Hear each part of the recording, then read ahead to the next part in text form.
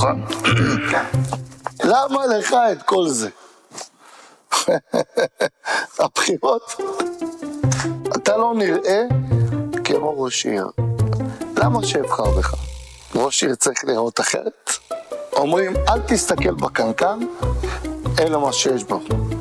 אנשים נוטים לשפוט על פי מראה חיצוני, או שמועות של אנשים רעים, שידברו. תגידי דבר טוב אחד שעשית למען התושבים. יש המון, אבל אני אתמקד בדבר אחד.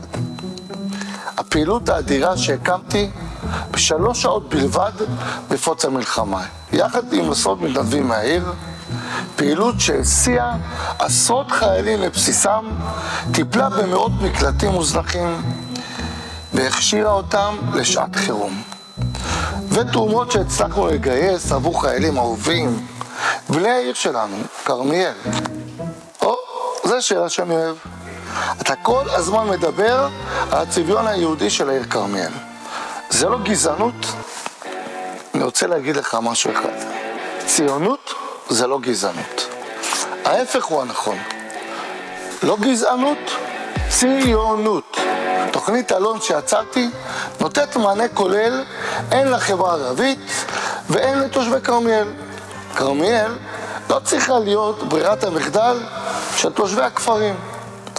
הדבר יחזק את הביטחון של תושבי כרמיאל. יש שמועה שאם תזכה, תפתח חלק מעובדי עירייה באופן מיידי.